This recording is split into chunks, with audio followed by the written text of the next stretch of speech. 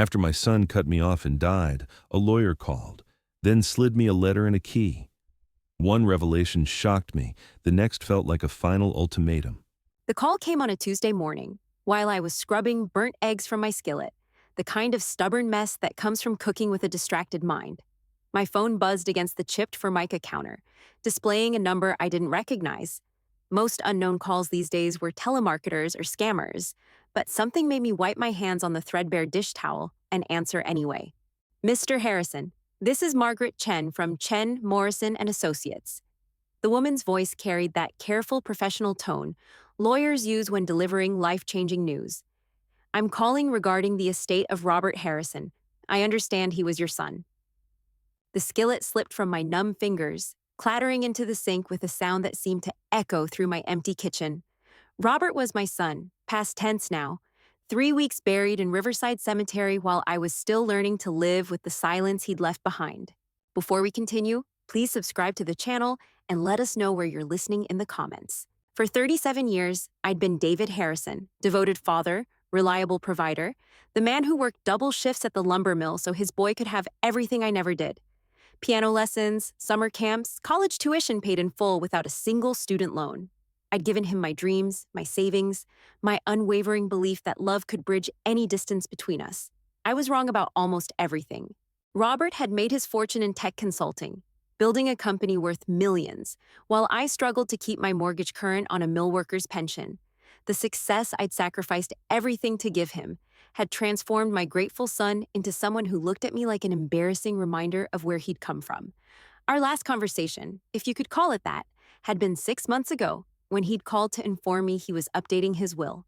"Dad, I want you to know you shouldn't expect anything when I'm gone," he'd said with the casual cruelty that had become his signature. "Everything's going to charity. People who actually deserve it, who'll use it to better themselves instead of just existing." The words had hit like physical blows, 37 years of sacrifice reduced to just existing. I'd hung up that day and never heard from my son again, until the cancer took him, and I learned about his death from an obituary a neighbor showed me, my own son's passing discovered like a piece of local gossip. But now this lawyer was calling, and I couldn't understand why. If Robert had been telling the truth, if I truly was inheriting nothing, what business did his attorney have with me?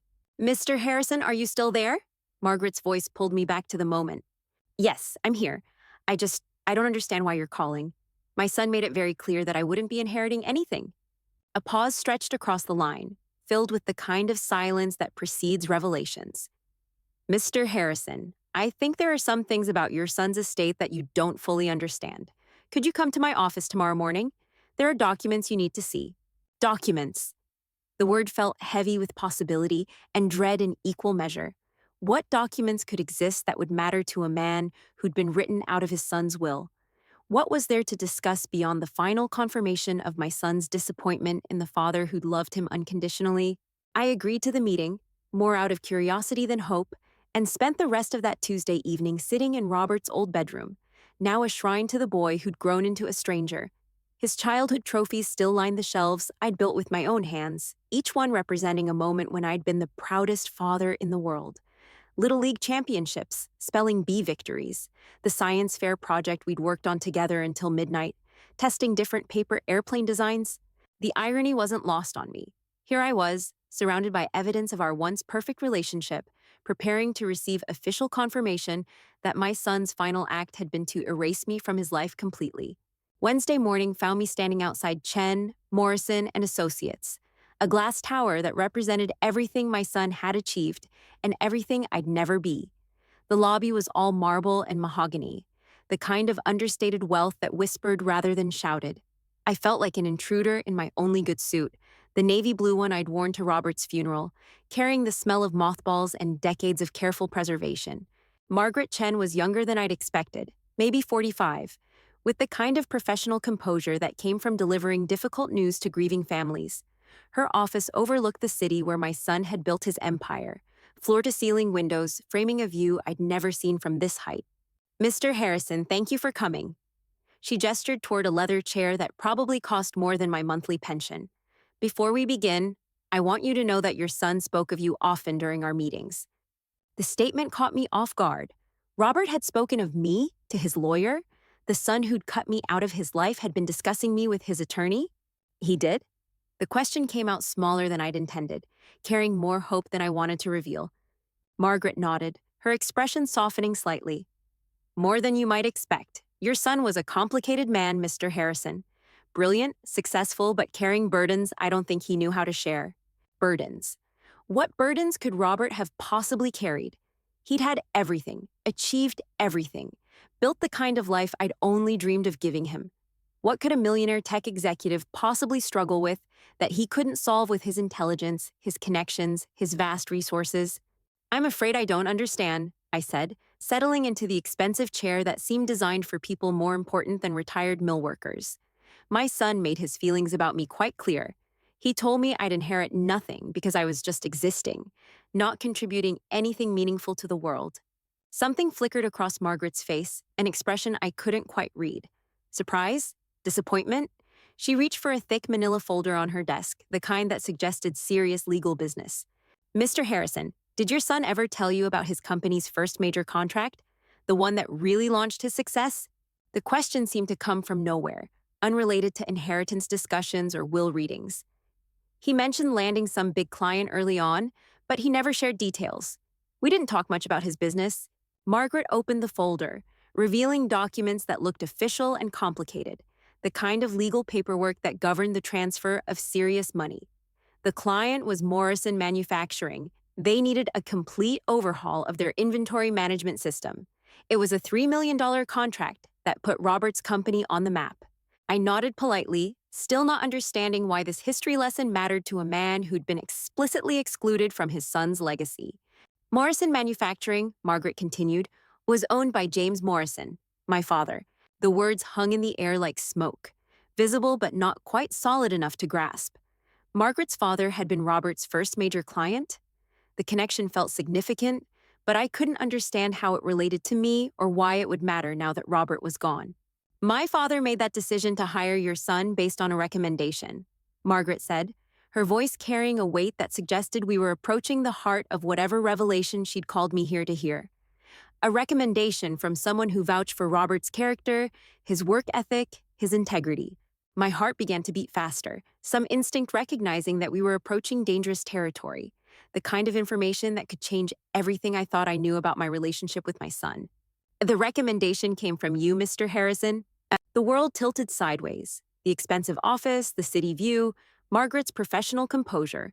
Everything became background noise to the impossibility of what she'd just said. I had recommended Robert to Morrison Manufacturing.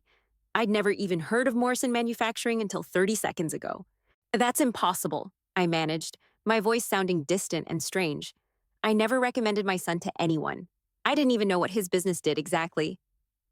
Margaret was already reaching for another document, this one older, the paper slightly yellowed with age. Do you remember working with a James Morrison about 15 years ago? You were part of a crew renovating his company's warehouse facility. The memory hit like cold water. Jim Morrison, the owner who'd spent 3 days on the job site, not micromanaging, but genuinely interested in the craftsmanship, asking questions about load-bearing modifications and foundation reinforcements. He'd been impressed with my knowledge, my attention to detail, the way I'd caught potential problems before they became expensive mistakes. You told him about your son, Margaret continued, reading from what appeared to be handwritten notes, about how proud you were, how he was starting his own business, how he'd inherited your work ethic and integrity. My father was so impressed by you, by your character and competence, that when Robert approached him months later, he decided to give an untested consultant a chance based entirely on your recommendation. The revelation settled over me like a weight I wasn't prepared to carry. My son's first major success, the foundation of everything he'd built, had come from my reputation, from a casual conversation with a client who'd been impressed by my craftsmanship. Robert knew this? The question emerged from some deep place of need, the father in me desperate to understand whether my son had been aware of my role in his success. Margaret's expression grew complicated, layered with information she seemed reluctant to share. Your son knew. He found out about 2 years after landing the contract when my father mentioned it at a business dinner. Robert had been wondering why Morrison Manufacturing had taken such a risk on an unproven company. 2 years after the contract, Robert had known for over a decade that his first major success had come through me, through the reputation I'd built with honest work and careful attention to detail.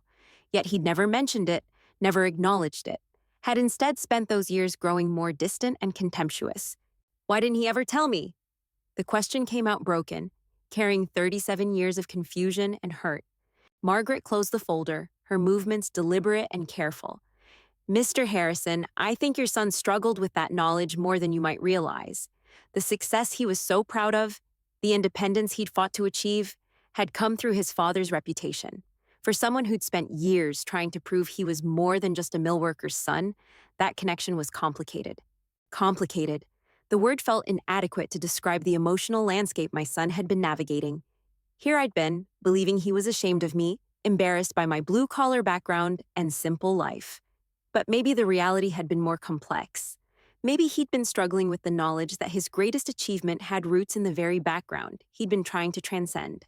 "There's more, Mr. Harrison," Margaret said, and something in her tone suggested we were finally approaching the real reason she'd called me here. "Your son's will contains provisions that I don't think you're aware of. Provisions that tell a very different story than the one you've been told." My hands found the armrests of the leather chair, gripping them like anchors in a storm that was reshaping everything I thought I knew about my son's final months. Margaret was watching me with the careful attention of someone who'd delivered shocking news before, measuring my reaction like a doctor monitoring vital signs. "What kind of provisions?" I asked, though part of me wasn't sure I wanted to hear the answer. The past 20 minutes had already demolished the narrative I'd been living with for 6 months. How much more could my understanding of Robert's feelings withstand? Margaret reached for a different section of her desk, pulling out a document that looked newer than the others, bound in blue legal backing with official seals and signatures. "This is your son's will, executed 14 months ago. The version you're familiar with, the one about charitable donations, that was from a conversation Robert had with you, but it wasn't the final version." She placed the document between us on her polished desk, close enough that I could see the legal text but far enough away that I couldn't quite make out the specific words. The power dynamic was intentional, I realized. She was controlling the pace of this revelation, ensuring I absorbed each piece before moving to the next. "Your son spent considerable time with our firm in his final year," Margaret continued, her voice taking on the rhythm of someone who'd rehearsed this conversation. "He was battling cancer, as you know, but he was also battling something else. Regret, Mr. Harrison. Deep, complicated regret about the relationship between you two. Regret." The word hit me like a physical blow. All those months when I'd thought Robert was simply living his successful life without giving his father a second thought, he'd been struggling with regret. The son who'd seemed so confident in his decision to cut me out had been wrestling with doubts. "He never showed any sign of regret," I said, my voice barely above a whisper. Every conversation we had, every interaction, he seemed so certain that I was a disappointment to him. Margaret nodded, with the understanding of someone who'd heard similar stories before. "Your son was a proud man, Mr. Harrison. Perhaps too proud. He'd built his identity around being self-made, around transcending his background, acknowledging that his success had roots in your reputation, that his father had played a crucial role in his achievements. That was threatening to the image he'd constructed of himself." She paused, letting that sink in before continuing. "But pride and love aren't mutually exclusive. Robert could be proud and wrong at the same time." The phrase struck something deep in my chest. Proud and wrong. How many times had I been proud and wrong as a father? How many decisions had I made based on what I thought was best for Robert, without considering what he actually needed from me? "The will," I said, nodding toward the document on her desk. "What does it actually say?" Margaret opened to a page marked with several yellow tabs, her finger finding a specific paragraph. "Your son left detailed instructions about how his estate should be handled. The bulk of his assets, approximately $4.2 million, goes into a trust." $4.2 million. The number was so large it felt abstract, like discussing the distance to the moon.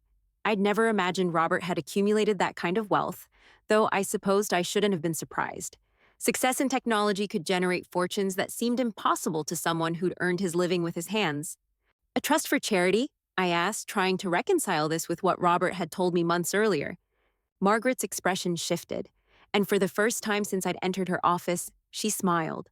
Not the professional smile she'd been wearing, but something warmer, more personal. No, Mr. Harrison, a trust for you. The words didn't make sense at first. They bounced off my understanding like stones skipping across water, refusing to sink in and create the ripples they should have. A trust for me? Robert had created a trust for the father he'd claimed didn't deserve anything? I don't understand, I said, though part of me was beginning to, and the understanding was terrifying in its implications. He told me explicitly that I would inherit nothing. He said I was just existing, not contributing anything meaningful. Margaret closed the will and leaned back in her chair, studying me with what looked like sympathy. Your son was a complicated man, Mr. Harrison. He said a lot of things in anger that he later regretted. This will represents what he actually felt, not what he said in moments of frustration. She reached for another document, this one handwritten in Robert's familiar, careful script. He left you a letter as well. He spent weeks writing it, according to my notes. He'd come in here and work on it during our meetings, sometimes throwing away entire drafts because they didn't say what he really meant. My son had written me a letter. The same son who'd barely spoken to me in years had spent weeks crafting something he wanted me to read after he was gone. The contradiction between his words and his actions was creating a dissonance I couldn't resolve. Before I give you the letter, Margaret continued, I need to explain the terms of the trust. Your son was very specific about how he wanted this handled. She pulled out a different document, this one typed and official, filled with legal language that would have been incomprehensible without her explanation. The trust provides you with a monthly income of $8,000 for life. The principal remains intact, generating enough investment income to sustain those payments indefinitely. $8,000 a month, more than double my pension, enough to transform my daily existence from careful budgeting and constant worry about unexpected expenses to something approaching comfort. I could fix the roof that had been leaking for 2 years. I could replace the furnace that struggled through every winter. I could stop choosing between groceries and prescription medications. But more than the financial implications, the trust represented something I'd given up hope of ever receiving from my son. Acknowledgement. Recognition that I mattered to him, that our relationship had meant something despite the years of distance and disappointment. Why didn't he tell me? The question emerged from a place of deep confusion. If he felt this way, if he wanted to provide for me, why let me believe I meant nothing to him? Margaret considered the question carefully before answering. I think your son was afraid, Mr. Harrison, afraid of admitting he'd been wrong about some things, afraid of appearing weak or sentimental. He'd spent so many years building walls between you two that tearing them down felt impossible. She gestured toward the handwritten letter still sitting on her desk. But he also knew that actions speak louder than words. This trust, this letter, these are his real feelings. Not the angry words he spoke in moments of pride and stubbornness. The office fell quiet except for the subtle hum of air conditioning and the distant sounds of city traffic 40 floors below. I sat in that expensive chair, surrounded by the evidence of my son's success, trying to reconcile the Robert who'd hurt me so deeply with the Robert who'd spent his final months ensuring I'd be provided for. But there's one more thing, Margaret said, reaching for a final document. The trust comes with a condition. Not a legal requirement, but a request from your son. My chest tightened with apprehension. What condition could Robert have attached to his final gift to me? What last demand would he make from beyond the grave? He wants you to use some of the money to travel, Margaret explained, reading from what appeared to be Robert's handwritten instructions. He researched places you'd talked about visiting when he was young. Ireland, where your grandfather emigrated from. Alaska, where you always wanted to see the Northern Lights. The Grand Canyon, which you mentioned wanting to visit someday. The memories hit me like a physical force. Conversations from decades ago, casual comments I'd made about places I dreamed of seeing but could never afford to visit. Robert had been listening, even during those years when he'd seemed so distant and disinterested. He'd remembered my offhand remarks about wanting to trace our family history in County Cork, about wondering what the aurora borealis actually looked like beyond photographs. He remembered all that? I asked, my voice thick with emotions I couldn't quite identify. Margaret nodded. Your son remembered everything, Mr. Harrison. Every story you told him, every dream you shared, every sacrifice you made for his future. The problem wasn't that he didn't remember. The problem was that he remembered too well. She handed me the handwritten letter, several pages folded together, my name written across the front in Robert's careful script. He wanted you to read this here, in my presence, in case you had questions about the trust or needed help understanding his intentions. I took the letter with trembling hands, feeling the weight of paper that somehow contained my son's true feelings, his real thoughts about our relationship, and his regrets about how it had ended. The envelope was sealed with the kind of old-fashioned wax that suggested ceremony, importance, finality. Take your time, Margaret said softly. I'll be right here when you're ready. I broke the seal and unfolded pages covered in Robert's familiar handwriting, the same careful script I remembered from his childhood homework assignments, his thank you notes for birthday gifts, his college applications that had filled me with such pride. But now those familiar letters spelled out words I'd never expected to read, apologies I'd given up hope of ever receiving. The letter began simply, Dad, if you're reading this, then I'm gone, and Margaret is explaining what I couldn't bring myself to say while I was alive. I set the letter down for a moment, my vision blurring with tears I hadn't expected. Margaret quietly pushed a box of tissues across her desk, her expression understanding. The weight of Robert's words was already overwhelming, and I'd only read the first line. Taking a shaky breath, I continued reading. I've started this letter a dozen times, throwing away each attempt because nothing seemed adequate to express what I need you to know. Margaret has been patient with me, letting me use her office like my personal writing retreat, watching me struggle with words that should have come easily between a father and son. The handwriting grew slightly less controlled as the letter progressed, as if emotion had overtaken Robert's usual precision. The truth is, Dad, I've been a coward. For years, I've let pride and fear dictate how I treated the man who gave me everything. You worked yourself to the bone so I could have opportunities you never had, and instead of gratitude, I repaid you with distance and judgment. My chest tightened reading those words. The son who'd seemed so confident in his disappointment with me had been carrying this burden of guilt. All those years when I'd wondered what I'd done wrong as a father, Robert had been wrestling with his own sense of failure as a son. Do you remember when I was 12 and I wanted to quit Little League because Tommy Morrison was better at shortstop than me? You sat me down in our kitchen and told me that being the best wasn't the point. The point was showing up, trying your hardest, and treating people with respect along the way. You said that success without character was just expensive failure.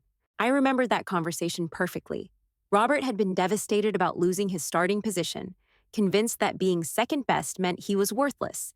I tried to teach him that his value wasn't determined by comparison to others, but by the effort he gave and the person he chose to be.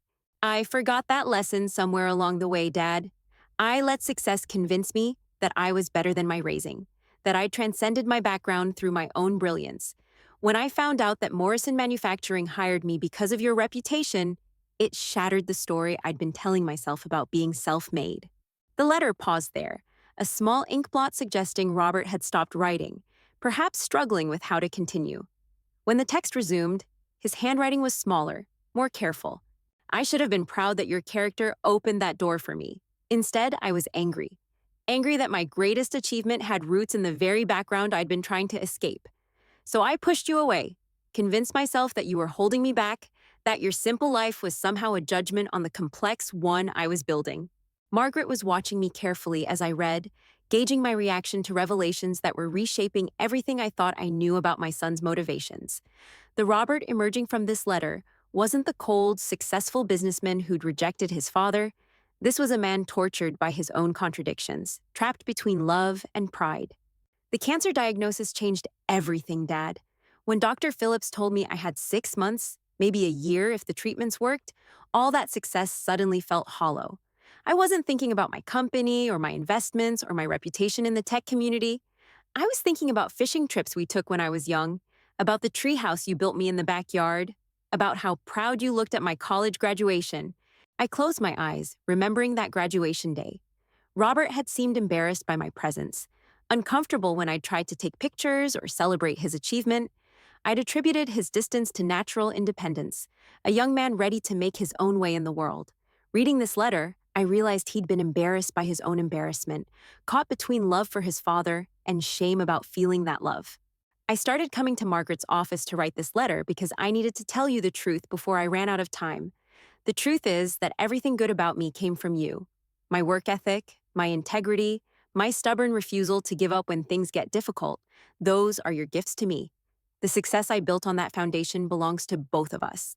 The letter continued for several more paragraphs, each one revealing layers of Robert's internal struggle that I'd never suspected existed. He wrote about specific memories I'd forgotten, moments that had apparently shaped him in ways I'd never understood. The time I'd stayed up all night helping him finish a science project, not by doing the work for him, but by asking questions that led him to solutions. The Christmas when money was tight, but I'd worked overtime for weeks to buy him the microscope he'd wanted, telling him that education was the one investment that never lost value. I know I hurt you with my words, Dad. When I told you that you were just existing, not contributing anything meaningful, I was really talking about my own fears. I was terrified of becoming irrelevant, of being forgotten, of not mattering in the grand scheme of things. I projected those fears onto you because it was easier than examining my own insecurities. Margaret leaned forward slightly. Your son spent months working with financial advisors to structure that trust, she said softly. He wanted to ensure you'd never have to worry about money again, but he also wanted it to come with freedom, not obligation. The monthly payments are designed to give you choices you've never had before. I looked up from the letter, my mind struggling to process the magnitude of what Robert had done. Not just the money, though that was life-changing, but the thought and care that had gone into every detail. He'd remembered conversations from decades ago, planned for my comfort and happiness, tried to give me the opportunities for adventure I'd always dreamed about but never pursued. Why the travel request? I asked, gesturing toward the letter. Why was that so important to him? Margaret smiled, the first genuinely warm expression I'd seen from her since entering the office. Your son felt guilty that you'd spent your entire life providing for him, never taking time for yourself. He researched those destinations obsessively, found tour companies that specialize in older travelers, looked into accessible accommodations. He wanted to give you the adventures you'd sacrificed for his education. The irony wasn't lost on me. Robert had spent his final months planning the kind of thoughtful, generous gestures that had characterized my entire relationship with him. The capacity for selfless love hadn't skipped a generation. It had just been buried under layers of pride and fear. I returned to the letter, reading Robert's final paragraphs through tears that made his careful handwriting blur and swim on the page. I know I waited too long to say these things, Dad. I know my pride cost us years we can't get back. But I need you to know that every success I achieved was built on the foundation you gave me. Every lesson you taught me about character and integrity guided my business decisions, even when I was too stubborn to admit it. The letter concluded with a paragraph that hit me like a physical blow. The trust isn't charity, Dad. It's not guilt money or an apology payment. It's recognition of a debt I can never fully repay. You invested your life in my future, and now I want to invest in yours. Use this money to see the world you helped me explore through books and dreams. Use it to live the adventures you postpone so I could have mine. And maybe, when you're standing on those Irish cliffs or watching the northern lights dance across the Alaskan sky, think of your son who loved you more than his pride would let him show. The signature at the bottom was simple. Your grateful son, Robert. I set the letter down on Margaret's desk, my hands shaking with emotions I couldn't name. Grief, certainly, for the relationship we'd never fully repaired. Relief that Robert's final feelings toward me had been love rather than disappointment, but also something else, something that felt like possibility. Margaret gave me several minutes to compose myself before speaking. There's one final element to your son's estate plan, she said, reaching for a small wooden box I hadn't noticed before. He left specific instructions about this. She placed the box between us, and I recognized it immediately. I'd made it in my workshop when Robert was 10, a simple jewelry box crafted from maple with a brass latch. He'd used it to store his baseball card collection, his Boy Scout badges, the small treasures that had mattered to him as a child. Open it, Margaret said gently. Inside, nestled in the blue velvet lining I remembered installing all those years ago, was my father's pocket watch. The Hamilton Railroad timepiece that had belonged to 3 generations of Harrison men, passed down from my grandfather to my father to me. I'd given it to Robert on his 18th birthday, telling him it represented the continuity of our family, the connection between past and future. But there was something else in the box, something that hadn't been there when I'd given it to Robert decades ago. A small brass key, old and worn, attached to a piece of paper with an address written in Robert's handwriting. Margaret was watching my reaction carefully. Your son bought a house, Mr. Harrison. Not an investment property or a vacation home, but a place specifically for you. He spent months looking for the perfect location, something close enough to your current neighborhood that you wouldn't feel displaced, but nicer than anywhere you'd ever lived. The address was in Riverside Heights, the area where I'd always admired the well-maintained homes and mature oak trees but never imagined I could afford to live. Robert had bought me a house. While telling me I'd inherit nothing, he'd been secretly purchasing a home designed for my comfort and happiness. The deed is in your name, Margaret continued, free and clear, no mortgage, no liens. Your son paid cash and had it fully renovated according to specifications he developed based on things you'd mentioned over the years. A workshop in the basement for woodworking, a screened porch for evening relaxation, a garden area where you could grow the tomatoes you always talked about. I stared at the key in my palm, this small piece of metal that represented my son's final expression of love. He'd remembered my casual comments about wanting a proper workshop, about missing the garden my mother had kept when I was young, about dreams I'd mentioned in passing without ever expecting them to be taken seriously. When can I see it? The question emerged from somewhere deep in my chest, from a place that had given up hope of new beginnings, but was suddenly, impossibly, beginning to believe in them again. Margaret checked her watch, a gesture that seemed to mark the transition from legal business to personal kindness. Your son left instructions that you should see the house today, if you were ready. He arranged for everything to be prepared for your arrival. She handed me a manila envelope thick with documents. The deed, the trust paperwork, contact information for the financial advisors who'll be managing your monthly payments. Everything you need to begin this new chapter of your life. I stood up from the leather chair that had held me through the most transformative hour of my life, my legs unsteady beneath me. The man who'd entered this office was David Harrison, the forgotten father who'd believed his son died, disappointed in him.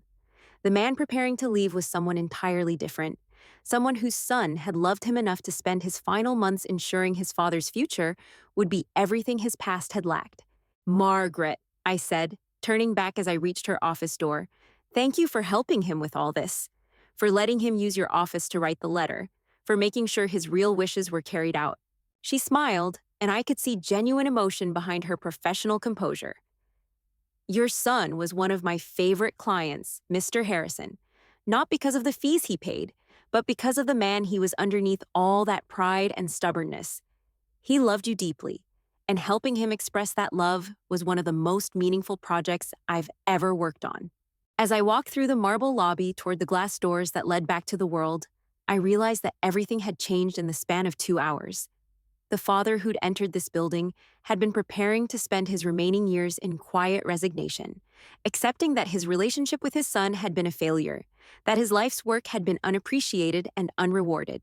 The father leaving this building had a future full of possibilities he'd never imagined, travel to places he'd only dreamed about, a home designed specifically for his comfort, financial security that would let him make choices based on desire rather than necessity. But more than the material gifts, Robert had given me something infinitely more valuable, the knowledge that I had been a good father, that my love had been received and returned, that my life had mattered to the person who mattered most to me.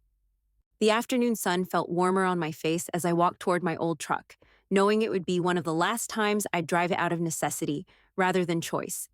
Tomorrow, I would see the house Robert had chosen for me. Next month, I might book a flight to Ireland to walk the paths my grandfather had left behind. Next year, I could stand under the northern lights he'd wanted me to see. But today, I was simply a father who discovered that love, even when unexpressed, has a way of finding its voice when it matters most. My son's greatest gift hadn't been the money, or the house, or even the letter explaining his feelings. His greatest gift had been showing me that our relationship, despite all its complications and silences, had been built on a foundation of love that even death couldn't diminish. The key felt warm in my palm as I drove through the familiar streets of my neighborhood, past the corner grocery where I'd bought penny candy for Robert when he was small, past the elementary school where I'd attended every parent-teacher conference and cheered at every Christmas program. But instead of turning toward my cramped rental house with its sagging gutters and temperamental furnace, I followed the address written in my son's careful handwriting toward Riverside Heights. The GPS in my ancient truck guided me through increasingly pleasant neighborhoods where the lawns were emerald green and the mailboxes bore family names instead of apartment numbers. Oak trees formed canopies over streets I'd driven past countless times while working construction jobs in this area, never imagining I'd have reason to linger, much less belong. When I turned onto Maple Ridge Drive, my heart began hammering against my ribs. The houses here were the kind I'd admired from a distance.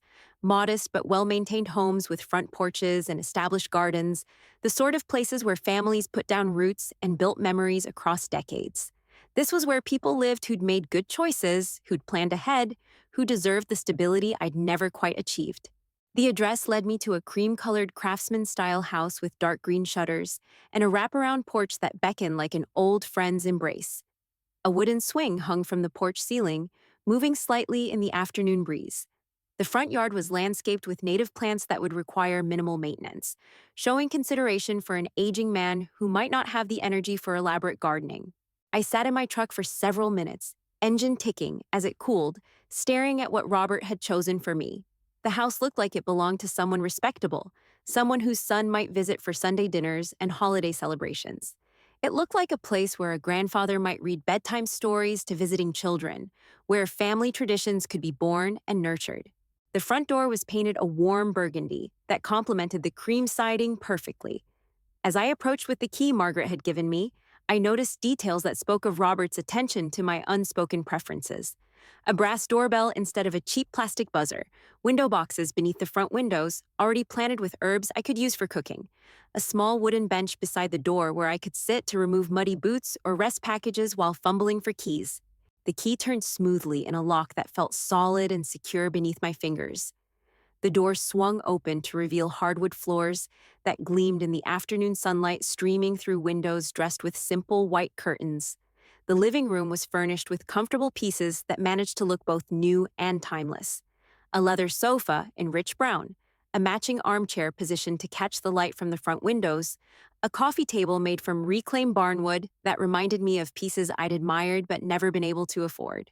But it was the photographs that stopped me cold. Framed pictures lined the mantel above a brick fireplace, images I recognized from my own collection, but printed professionally and displayed with the care of a loving curator. Robert as a toddler, balanced on my shoulders at a county fair. The two of us holding up a string of fish from a camping trip when he was 12. His high school graduation, both of us grinning despite his earlier protests about family photos. Our last Christmas together before everything changed, before success and pride built walls between us that seemed insurmountable. He'd taken my memories and given them a place of honor in this house he'd chosen for me. Each photograph told a story of love and connection, evidence that our relationship had been real and meaningful despite its painful ending. The father and son in these pictures looked happy together, comfortable in each other's company, bound by something stronger than the disappointments that would later divide them. I walked through rooms that felt both foreign and familiar, seeing Robert's thoughtful touches everywhere. The kitchen was equipped with modern appliances but designed with an old-fashioned warmth that invited lingering over morning coffee and evening meals. A small breakfast nook overlooked the backyard, where I could see raised garden beds already prepared for planting. The windowsill above the sink held a collection of small potted herbs, basil and oregano and thyme, ready to be transplanted outside when spring weather arrived. The master bedroom was on the first floor, a consideration for aging knees that might struggle with stairs in coming years. The bed was already made with crisp white linens and a quilt in blues and greens that reminded me of one my mother had sewn decades ago. A comfortable reading chair sat beside the window, positioned to catch morning light, with a small table that held a reading lamp and space for coffee and books. But it was the basement that revealed the true depth of Robert's understanding of what would make me happy. The stairs led down to a fully equipped woodworking shop that surpassed anything I'd ever dreamed of owning. Professional-grade tools hung from pegboards with military precision.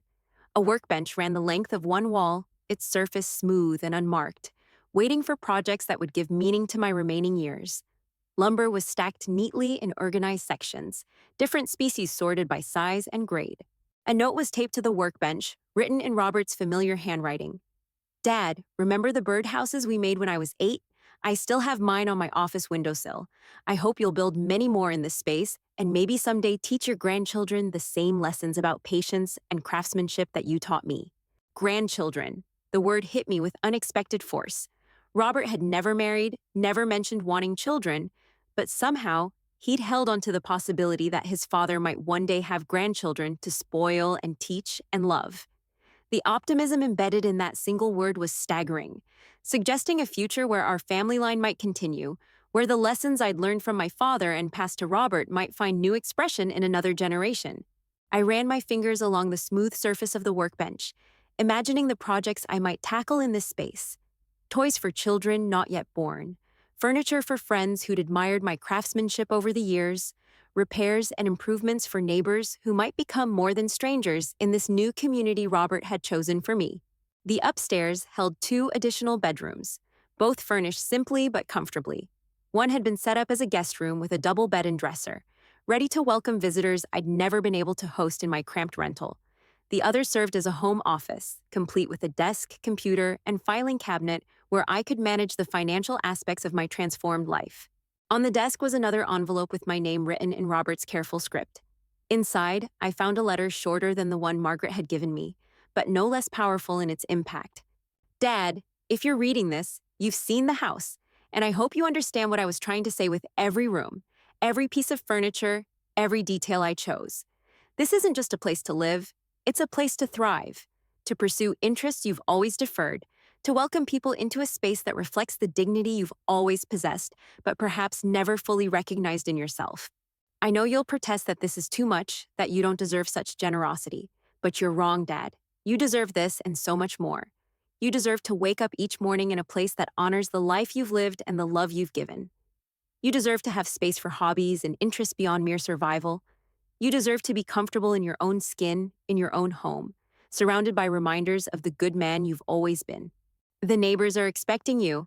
I spoke with Mrs. Chen next door about your interest in gardening. She's excited to share tips about growing vegetables in this climate. Mr. Rodriguez across the street is a retired carpenter who's looking forward to talking shop with someone who understands the satisfaction of working with your hands. The Johnsons 2 doors down have grandchildren who visit every weekend, and I may have mentioned that their new neighbor used to build amazing birdhouses. This is your beginning, Dad, not your ending. Use this house as a launching pad for adventures you've always wanted to pursue. Use the workshop to create beauty and function from raw materials. Use the guest rooms to host family and friends who've never had a proper place to visit you. Use the garden to grow food that tastes like the tomatoes from Grandma's backyard that you still talk about. Most importantly, use this gift to forgive me for taking so long to understand what you've always known. That love isn't diminished by pride, that success without family is hollow, that the greatest inheritance a father can leave his son isn't money, but character. And the greatest gift a son can give his father is recognition that those lessons were received, absorbed, and treasured. Welcome home, Dad. You've earned every bit of happiness this house can provide. Your loving son, Robert.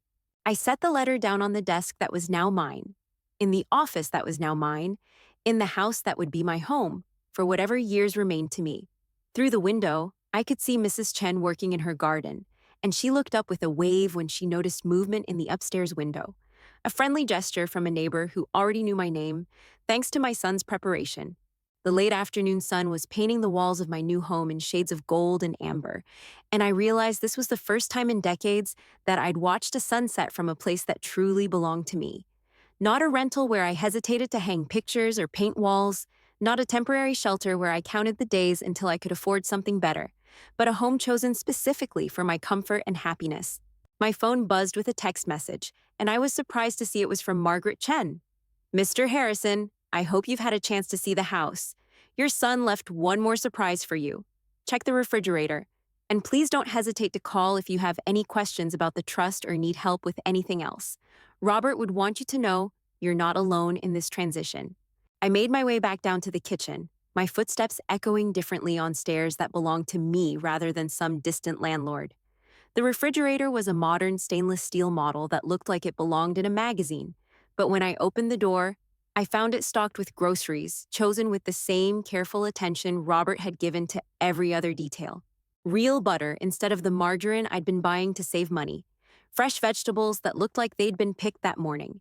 A package of the premium coffee I'd splurged on exactly once in the past 5 years, savoring each cup because I knew I couldn't afford to replace it. Steaks thick enough to feed a working man, the kind I'd bought for Robert when he was growing and needed protein, but had stopped buying for myself when the budget got tight. But it was the note attached to a bottle of wine that brought tears to my eyes. Dad, this is the same vintage we shared at my college graduation dinner. I know you remember, because you kept the cork in your wallet for years, probably until it crumbled to pieces.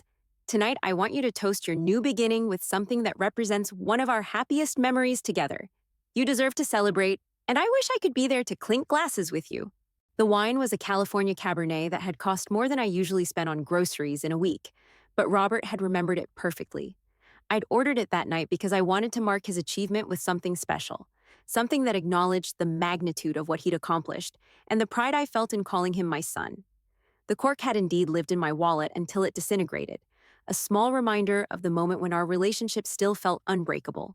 I found a corkscrew in a kitchen drawer that slid open smoothly on quality hardware, and poured myself a glass in crystal stemware that caught the evening light like liquid rubies. The wine tasted exactly as I remembered, rich and complex, worthy of celebration. Standing in my new kitchen, surrounded by evidence of my son's love and planning, I raised my glass toward the photographs on the mantel, toward the memory of the boy who'd grown into a man complicated enough to hurt me deeply while loving me completely. To second chances, I said aloud, my voice carrying through rooms that would echo with new memories, new conversations, new possibilities I'd never dared to imagine. And to sons who love their fathers enough to forgive them for being human.